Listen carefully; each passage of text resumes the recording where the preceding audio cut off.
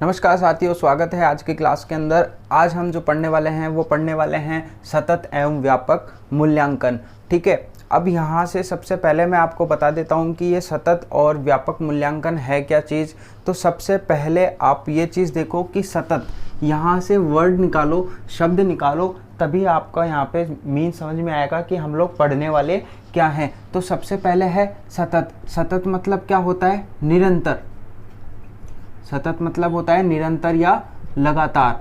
ठीक है, निरंतर या लगातार यहाँ पे मतलब जो चीज़ है CCE, ठीक है, इसको हम लोग बोल सकते हैं CCE। ये जो है वो बेस्ट है, स्कूल शिक्षा पे आधारित है। ठीक है, तो वहाँ पे जो है निरंतर व लगातार क्या होना चाहिए? शैक्षणिक चलना चाहिए हमारा कार्य। फिर आता है हमारा व्यापक। ठीक है, अब व्यापक क्या चीज़ है? व्यापक है सर्वांगीण। ठीक है, व्यापक मतलब हम लोग ले सकते हैं सर्वांगीण, ठीक है, या विस्तार से। ठीक है, फिर क्या है विस्तार से? वो चीज़ है हमारा मूल्यांकन। ठीक है, इवोल्यूशन। यहाँ पे मतलब हमारा जो शिक्षा है उसके अंदर निरंतर लगातार सर्वांगीण होना चाहिए और क्या होना चाहिए? मूल्यांकन होना चाहिए। यही चीज़ हम लोग पढ़ेंगे CCE में। ठीक है भाई, मूल्यांकन यहाँ पे रेगुलर होना चाहिए, मतलब यहाँ पे हम लोगों को जो भी उनका रिजल्ट है वो हमारे यहाँ पे जांचना चाहिए। तो ये हम लोग आज इसके अंदर पूरे टॉपिक के अंदर क्लियर करने वाले हैं। ठीक है, तो सबसे पहले मैं आपको बता देता हूँ कि जो ये CCE है, CCE एक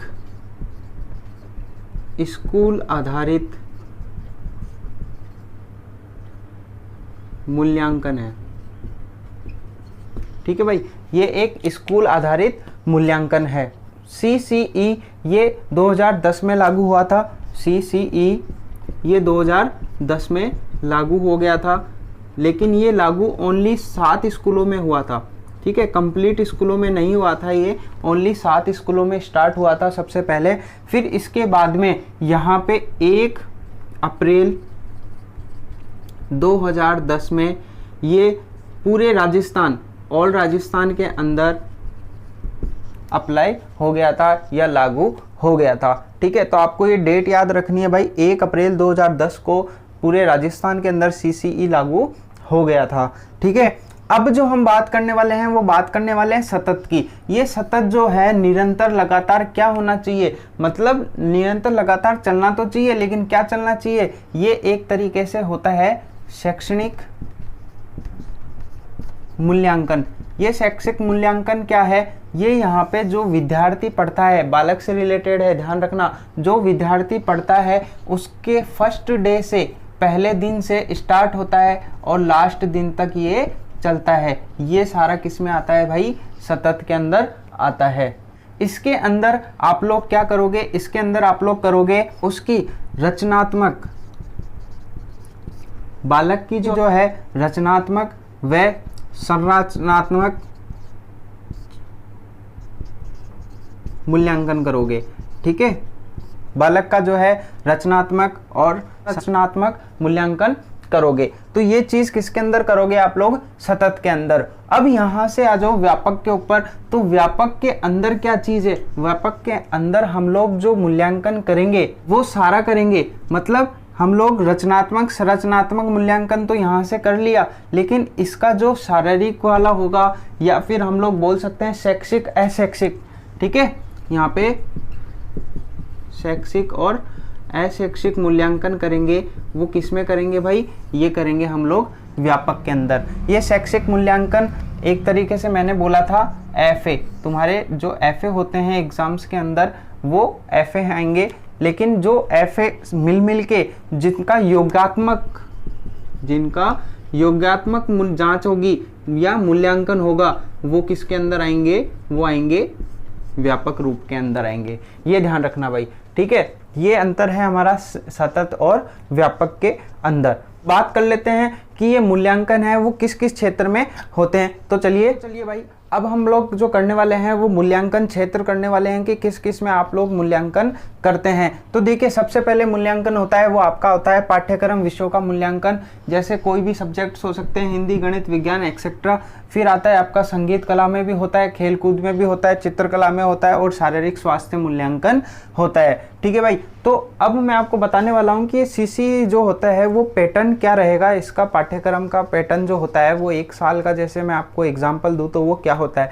अब जो शिक्षा नीति चली है 2020-21, इसके अंतर्गत कुछ चेंजेस हो सकते हैं, लेकिन अभी तक जो CCE चल रहा था हमारा, उसका पाठ्यक्रम जो था 1 वर्ष का पाठ्यक्रम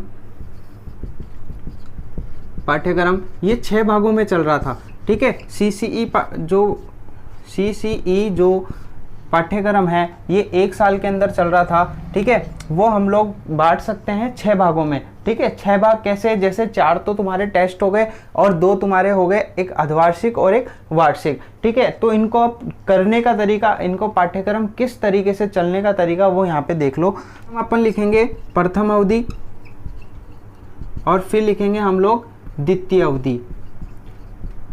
ये एक हाफ ईयरली से पहले की है और एक हाफ ईयरली के बाद की है। ठीक है, ये 5 महीने, ये 5 महीने। ठीक है, 10 महीने की आपकी ये अवधि हो गई। तो सबसे पहले जो होता था वो आपका होता था FA1।